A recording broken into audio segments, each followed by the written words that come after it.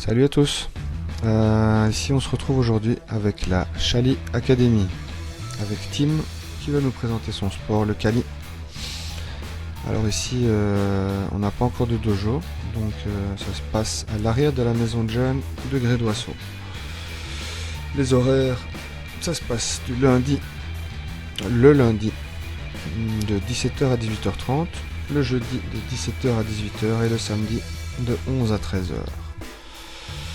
Il n'y a pas beaucoup de personnes au cours pour le moment, donc vous serez quasiment presque en cours particulier, ce qui est relativement bien pour ceux qui veulent débuter et découvrir le sport et avancer plus vite dans le sport évidemment. Et en plus de tout, c'est gratuit pour le moment. Alors ici on va voir quelques techniques et je vous retrouve après à la fin de la vidéo pour quelques démos et interviews. A tout de suite. Merci beaucoup.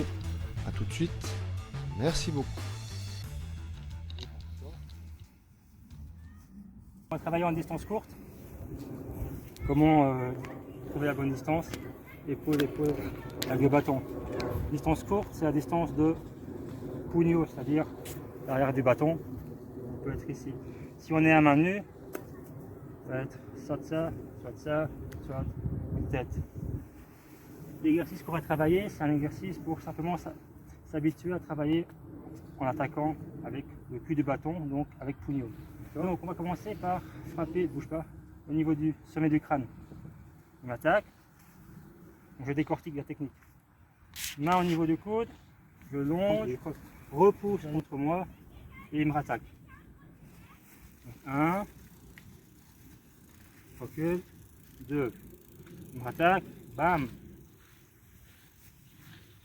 Ce qui est important, c'est le coude, main, et venir mettre tout mon corps contre lui. Parce que si je fais juste ça, ça se peut qu'il vienne couper encore au niveau du ventre. On recommence, avance, ici, bam, merde, j'ai perdu mon corps qui travaille. Et là, je suis vraiment prêt pour travailler ou pour projeter s'il faut. On va juste travailler comme ça pour l'instant. Un exercice s'appelle au bout du bout. Généralement, il va faire un angle 1. Ici, il me coupe la gorge. Et merde, j'ai perdu. D'accord. Donc, ce qu'on va faire, c'est venir couper en même temps. D'accord. Dès que je change, toujours en direction des yeux, je coupe et vraiment je redonne. Je coupe, il passe, il contrôle, il lâche et je coupe ici. Là, je bouge évidemment ma tête, prêt à pouvoir travailler et je rattaque. 1, bouge toujours en direction de mes yeux, il me rattaque, il me lâche et il me coupe ma gorge. Et encore. Donc j'ai ça peut être dans les yeux, et ça c'est important. Coupe, je sors de l'axe, je contrôle, je rattaque. Vas-y.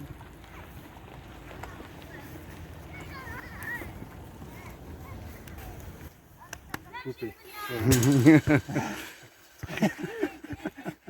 Ah non, ça sent. Ça, on va pas le mettre. La même chose, mais avec le griffe inversé. Donc, ici, je vais apprendre à couper. D'accord, je peux parfois désarmer si ça fonctionne, pas toujours. Je continue donc ici. Je coupe, contrôle. J'ai soit gorge, je coupe, je ramène, je rattaque. 1, contrôle, 2, 3. Venir contrôler, finaliser et venir couper, arracher et s'il faut amener au sol. Donc, je fais ça tout doucement, que j'ai fait. Et tu veux le faire? Ok. Donc tout doucement, c'est 1, 2, 3. Et là, je peux couper en arrière. Si je suis plus gentil, je vais juste contrôler l'épaule. Comme ça, je peux le diriger s'il a plusieurs personnes. Si je veux, je peux couper et chercher à désarmer ici, mais comme j'ai mon contrôle, ça suffit. Je peux travailler. Voilà, re-salut.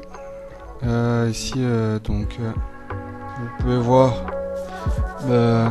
ce que je sais faire après mon deuxième cours. Donc, modestement, ça vaut ce que ça vaut. Ici, vous avez une démo jusqu'à la fin de la vidéo avec les 2 gradés. Donc, puis à la fin, vous aurez l'interview de Tim, le prof, et à la toute fin, les infos si vous avez besoin de nous joindre pour participer aux cours qui sont gratuits, je le rappelle. Allez, bisous.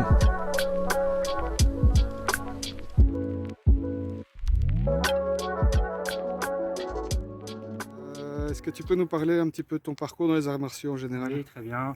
Alors j'ai commencé les arts martiaux très jeune, vers 7 ans, par du taekwondo. J'ai fait un an de karaté, mais j'ai pas trop accroché. Et puis entre mes 11 et 15 ans, j'ai fait une pause dans les arts martiaux, j'ai fait un peu d'équitation. Et j'ai découvert les arts martiaux philippins à 15 ans, donc ça fait bientôt 10 ans que je pratique les arts martiaux philippins. Et est-ce que tu peux nous parler de ce que c'est un petit peu en détail? Alors, ça fait particularité du FMA, donc FMA c'est l'acronyme qui reprend donc Arnis, Kali, Eskrima, qui sont les différentes nominations pour les arts martiaux philippins.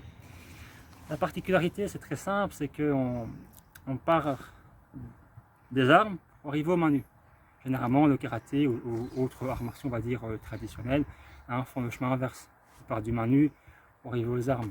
Nous, on part donc du bâton, comme tu as vu aujourd'hui, ou du couteau, ou de la machette, ou autre type d'arme, pour arriver à du main nue. Et la particularité du FMA, c'est que en fait, tout est dans une transition, c'est-à-dire que si je fais un mouvement en bâton, je peux le faire en main nue, voire même au sol. Ça, c'est vraiment la particularité du FMA. Est-ce que tu as une arme préférée? Le couteau, ça c'est mon dada. Et après, au niveau plutôt technique du FMA, j'aime bien tout ce qui est Dumog. Donc Dumog, c'est la partie, on va dire, plutôt grappling, ou la partie un peu plus lutte du FMA. Donc tout ce qui est contrôle avec bâton, étranglement avec bâton. Et plus tard, mon optique, c'est de travailler du sol carrément avec arme. Ok, est-ce que tu aurais un petit mot pour ceux qui veulent débuter? En effet, donc le FMA, je trouve que c'est un bon équaliseur, puisqu'on apprend déjà à manier des armes, et puis ça permet d'avoir un peu moins peur par rapport à une machette, c'est rare qu'on en trouve ici, mais un bâton ou un couteau. Pour les femmes, c'est très chouette, puisque c'est vraiment un équaliseur, on a une arme par rapport à un agresseur. Et évidemment, c'est très psychomote, donc ça permet de travailler main droite, main gauche, alterner jambes et garde, et en même temps ton cerveau il surchauffe, on peut dire, au niveau psychomotricité, et donc ça peut fortement aider, comme moi ça m'a aidé au niveau gestuel. Et donc je pense que pour les personnes qui auraient un petit peu de problèmes psychomotes, ça pourrait évidemment être favorable pour eux. Ok, super, on se retrouve bientôt alors. Ça va, parfait. Ciao.